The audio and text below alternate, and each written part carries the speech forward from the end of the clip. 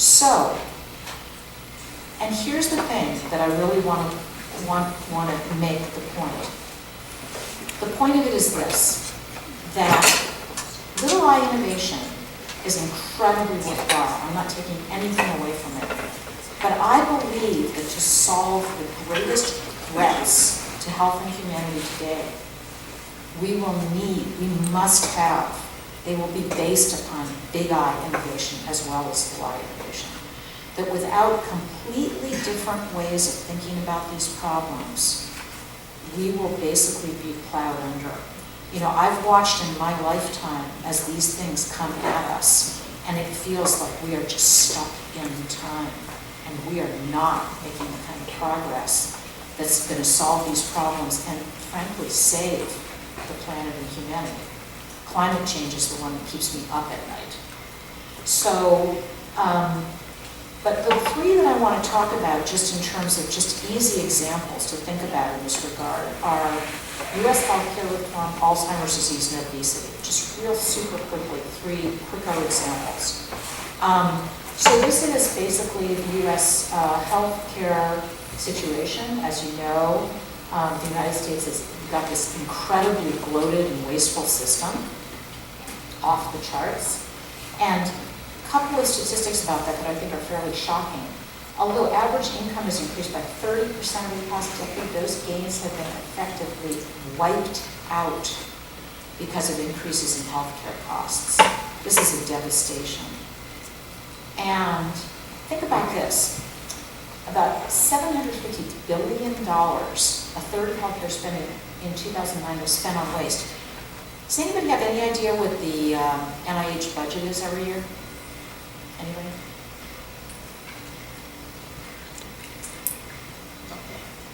Guess?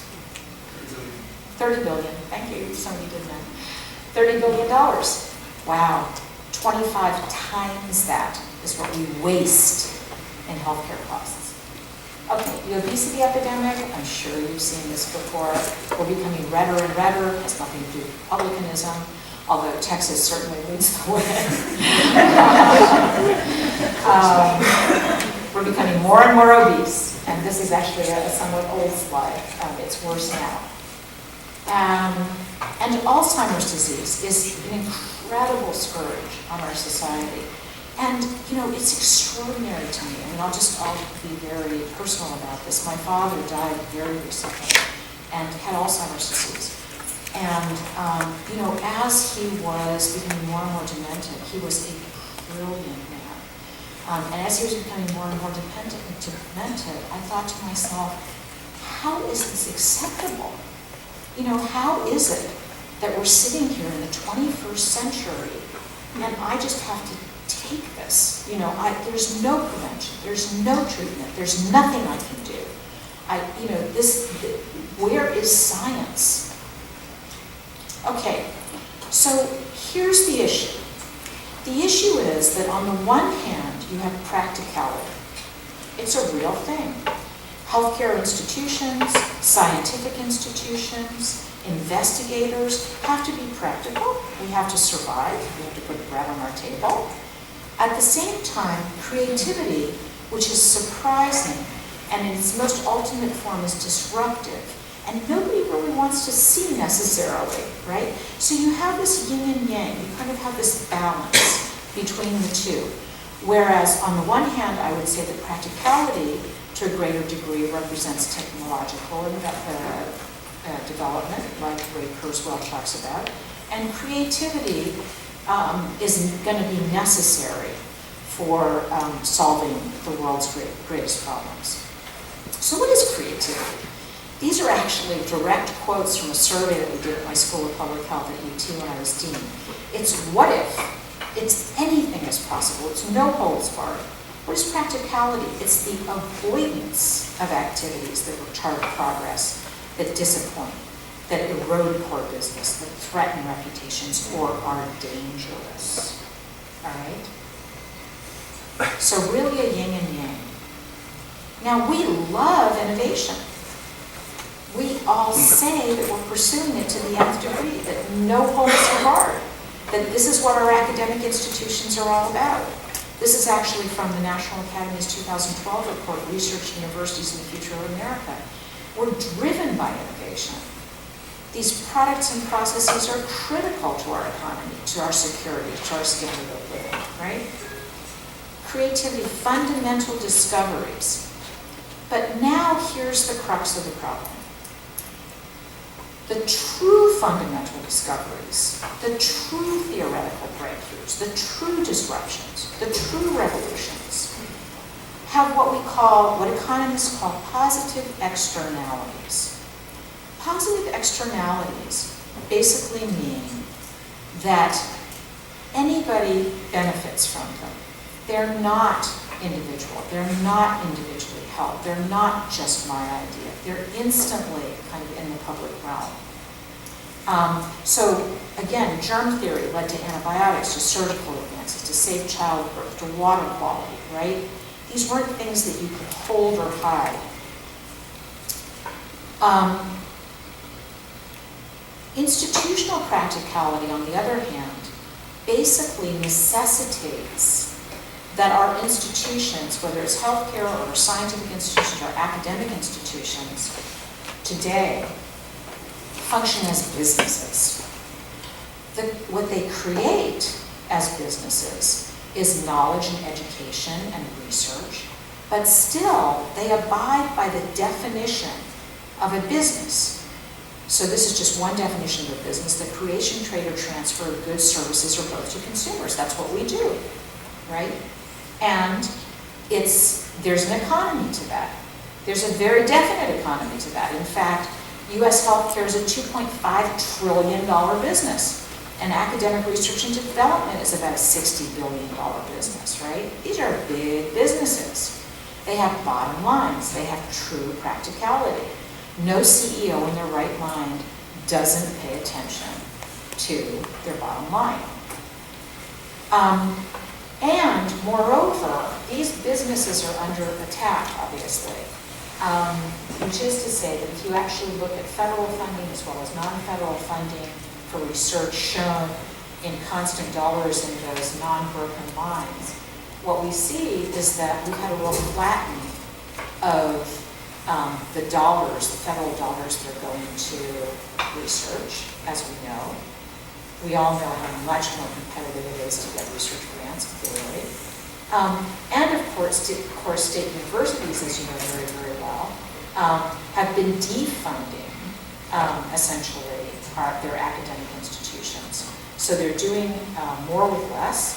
They've seen a 20% drop on average during the 10-year period from 2002 to 2010-12. So, and at the same time also, tuition can't continue to rise. It's just become unsustainable. So that was how academic institutions were, continuing to kind of deal with inflationary situations, and they can't continue. So, actually, let me say this. So we have a situation where the scarcity of resources due to the economic crisis combined with the requirement to find scientific solutions to practical problems is favoring short-term, goal-oriented projects over long-term basic research. And it's really from that long-term basic research that the revolutions come. Healthcare institutions, academic institutions, their incentives are all practical. They're very economically driven.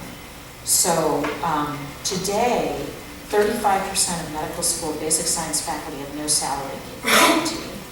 And moreover, we're becoming increasingly practical in the sense that we're just not taking risks on young people anymore. So 3% of PIs are aged 36 or less today, as compared to 18% in 1980. That is a staggering, worrisome statistic about the sustainability of our field. James Langer, the Vice President of the National Academies of Science, said, innovation and interdisciplinary research are systematically discouraged. Those are strong words. Underfunded investigators must compete for multiple grants to survive professionally, but we have no time or incentive to be innovative. Now, I want to tell you why it was that I wrote The Creativity Crisis, why I got really worried about these things. I wrote it because I've been on kind of this speaking tour for the last several years around innovation, and I talk all over the country about how to teach innovative thinking. I've decided again not to talk about that tonight because I wanted kind of more of an overarching policy lecture for you all. But I've written a series of books and I teach all over the country about how to think innovatively. And I would give these lectures all over the country. I've given them at almost every major research university in the country. And what would happen is, I'd have this hall filled with students and faculty and whatnot. And almost every single lecture, and I mean almost every single lecture, some young faculty member would stand up at the back of the room and they would say, okay, so Dr. Ness, boy, I would love to do what you just talked about. That would be just so cool. It would bend my mind. I have these great ideas, but it would kill my career. I'd never be able to get another grant again. I'd be out of science. And after that had happened about a dozen times, where Ness kind of stands up one day and goes, duh, it's not about all those people. It's about our system. Something is wrong. Something is systematically wrong with our system. And that was actually why I did 3 years of research and ultimately wrote The Creativity Crisis, and so that's how I came to this. Okay, but going back to this notion of little I versus big I innovation, let's just talk about that for a minute. Now, I told you that innovation, that revolutionary innovation, big I innovation, produces these non-excludable goods, that anybody can use them, anybody can benefit from them. Little I innovations produce excludable goods. They have to be purchased to enjoy. They're patented. They're owned. They form small businesses. Does the University of Michigan have an innovation incubator or something like that? And guess what? I'm going to almost guarantee you it has nothing to do with innovation. No joke. Because none of them do. They have to do with business. They have to do with entrepreneurship, which I'll talk about in just one second. Entrepreneurship is different from innovation. Entrepreneurship is basically making money out of innovation. It's not how to innovate, it's how to make money out of innovation. And that's what we're all about today. So little I innovation is really about optimizing processes. Entrepreneurship shifts resources from lower to higher productivity. That is actually the definition of it in most business books. Big I is about maximizing disruptive discovery, but little I is about moving the resources into my hands, right? So I'm making money personally, or my university is making money. And guess what? This is the greatest entrepreneur of all times. This is the model that we are aspiring to be as academic health centers. This is not a joke. If there was ever an institution, an organization that moved resources from their hands into my hands, it was McDonald's. And technology and invention is all about patenting, and it's all about basically moving resources from Samsung to Microsoft or whatever it may be. So here's the deal. This is not a surprise. As I said, there's nothing surprising about this lecture because you kind of all know this. Little I innovation is rational, it's incremental, it's safe, it's analyzable, it's market responsive, it makes you money. It feeds your bottom line. My God, as a CEO, I want this, I need this. I'm building my innovation institute. Everyone in the country has, by the way. Big I innovation rips the fabric of normality, demolishes the old. It's a leap of faith. It's antithetical to market forces. It is not patentable. Am I going to put long-term resources into doing that? I kind of doubt it. And most people are not. And the NIH is running away from it quickly, as are most funding institutions throughout the world.